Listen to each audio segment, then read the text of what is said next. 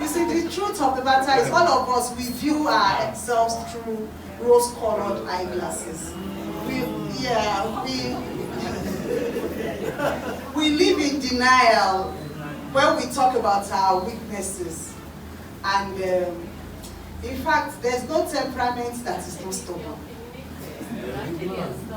It's just that everybody don't want to look at themselves as stubborn. There's no temperament that is not stubborn. But some are more stubborn than the others. So the stubbornness is more pronounced. So are you active, opinionated, and let me use another word, domineering? Domineering is more strong. I think stubborn is mild. Okay, so let's quickly go forward because we have a lot of slides. So the 4 temperaments types, the first one is sanguine, the second one is choleric, the third one is melancholy, and the fourth one is phlegmatic. Let's go forward. Sanguine. This is a warm, friendly, lively, fun-loving extrovert. In fact, the sanguine is a super extrovert. It usually takes actions and decisions based on his feelings and not on reflective or analytical thoughts. That means he's impulsive. Okay? He's easily moved by external impressions. That means his 5 senses, what he sees, hears, touches, feels, smells, easily moves him. And this readily leads to an outburst of responses. It's easy to identify a sanguine more than all the temperaments. Yes. Because he's an extrovert and he likes to talk. So we do. He likes to talk, we do. Okay. So we do. They know themselves. So because of that, it's very easy because usually the sanguine enters into a room mouth first. You may hear him before you even see him because he's very expressive. We have even if it's not you, it could be your spouse, it could be your friend, it could be. And the funny thing is, sanguine, the percentage of sanguines among us is quite high. Even if you are not predominantly a sanguine, it could be your second temperament. So let's go to choleric. Choleric, this is the hot, quick, active, practical, and strong-willed temperament. He's often self-sufficient, very independent, highly opinionated, finding it easy to make decisions for himself and for others. He's very decisive. This is what I want. There's so many choleric. I'll start making examples later. He's an extrovert also, but not as extroverted as the sanguine. It is an extrovert. So do you know anyone that is like that? Yes. So many of them. One is like Funny enough, choleric percentages of choleric in the world is the lowest. That is predominantly choleric. It could be your secondary temperament, it's the lowest. Just like I said, sanguine is the highest. Okay, let's go on. Melancholy. This is the analytical, gifted, self-sacrificing, sensitive, emotional temperament with perfectionist tendencies.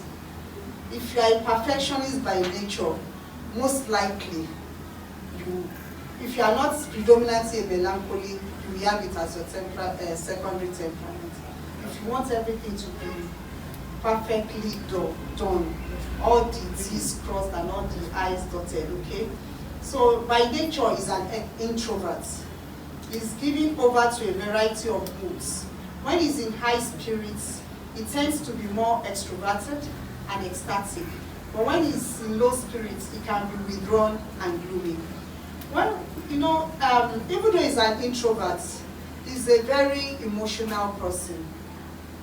Not as expressive as the sanguine, but it has the capacity to have mood swings. Sometimes you may even think this person will not really be an introvert, must be an extrovert. Because when he's in a good mood, he's open, he's buoyant, you just. But as we go on, I'm sure you'll be able to identify yourself more. So let's go to phlegmatic. Have you ever met that brother or sister that you think that maybe This one is born again, this one is born again. Then when you meet him, never that he's even a Muslim. Why? Because he has a very gentle nature. He's easygoing, he's cool, he's calm, he's quiet. He has a well-balanced temperament. He will not shout at you. He will not, it's just level-headed. He seldom explodes in anger or laughter. He enjoys living a happy life, doesn't like hurting people. He's a natural peacemaker. You know, he's just a very good-natured person. He lives a pleasant, unexcited life in which he avoids too much involvement. Let's go fast. Does any of the temperament looks like you or perhaps someone you know? Food for thought. Okay, so let's talk about the characteristics of each of them. Sanguine is warm, lively, fun-loving, buoyant, outgoing, talkative, emotional, cheerful, optimistic. He's an incurable optimist. I have a sanguine nephew. After failing my several times, I called him to a very serious conversation. I sat him down, I advised him, I made the example where he needs to be serious. He just shrugged and said, I'll do it again. I walked away. That's the sanguine. He lives in the present. He doesn't regret the bad, he doesn't dwell on the bad experiences. Just I'll do it again. I was like, all the things I said. I thought he would say yes, I would say, hey, I want to go back to let's see, maybe. That's a sanguine for you. So he has a tendency to take decisions based on his feelings and deep thinking. When he feels happy, he takes decision, and when he's angry, he takes decision based on his feelings. He enjoys talking and intends to live the spirit of others with his cheerful, exuberant flow of conversation. He's a good storyteller who never lacks for friends. He's the most friendly of all the temperaments. Very friendly. He has a naive, spontaneous, genial nature that makes people to like him. You know, just like that. You know, he can genuinely feel the joys and sorrows of others. He's the one that will cry with you when you are crying and laugh with you. Some people are just like that, very emotional. They will, even your own problem, they will cry more than you because they feel it. It's not as if they are just feeling you because they are dominated more by the way they feel.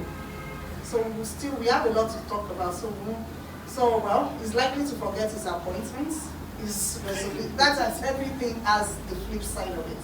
His resolutions and obligations. He goes on the next exciting adventure. When you meet a sanguine, you think you are his best friend.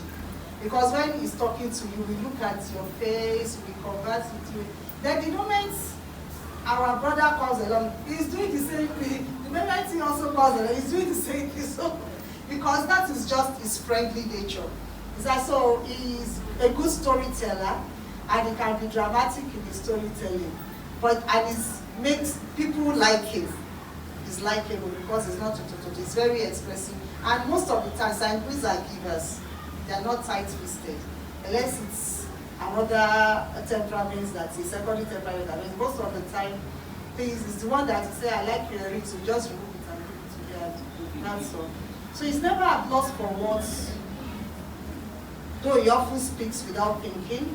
His open sincerity, however, has a disarming effect on the listener, causing him to respond to his mood. Okay, few words for sanguine. Extroverts, social. Does it describe you? Let's be friendly, compassionate. They will mourn with you and cry with you. Talkative, adventurous, fun-loving, flirtish. That's true.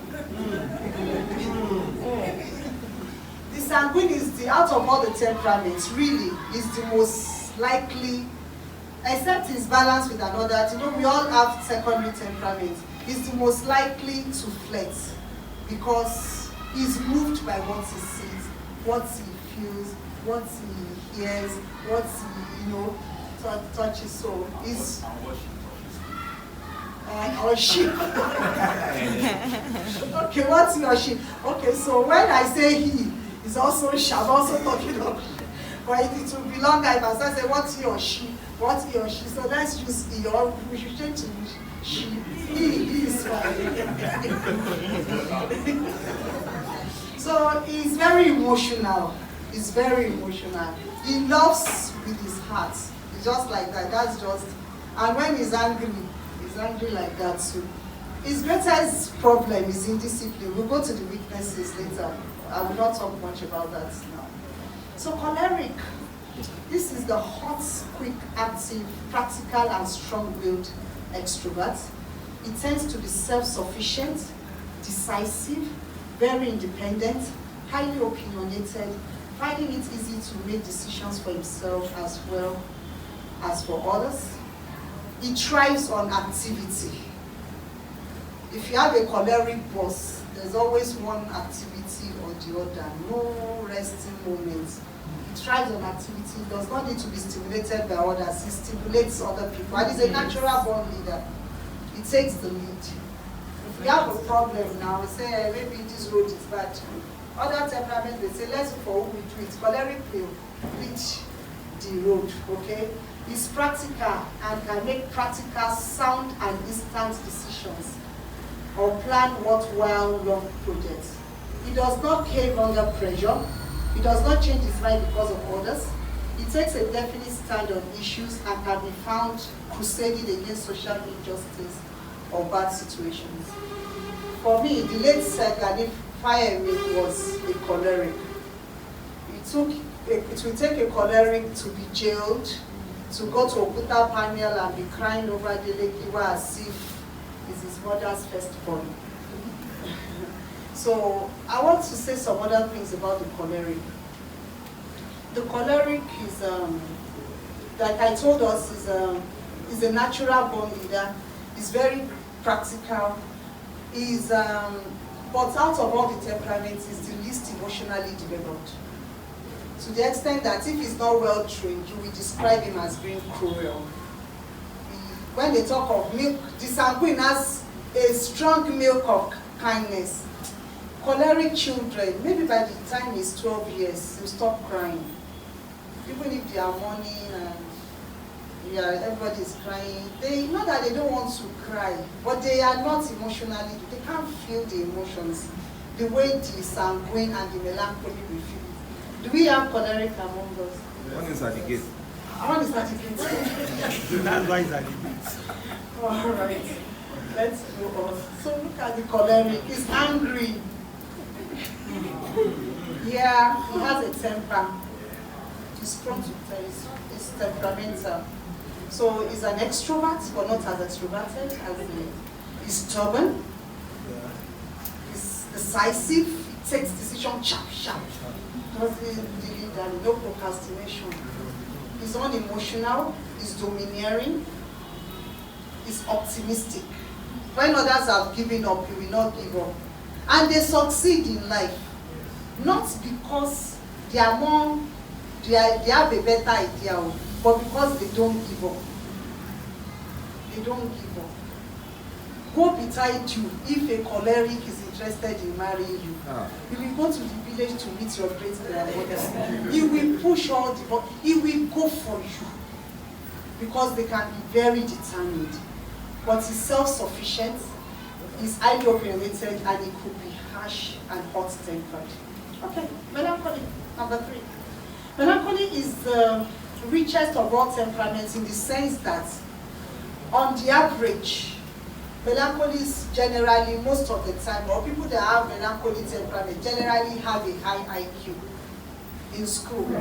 They usually have good grades. He's gifted, analytical, self-sacrificing, emotionally sensitive, introverts, can be very sensitive, with perfectionist tendencies. So if you're a perfectionist, you have a fear of a touch of melancholy in you.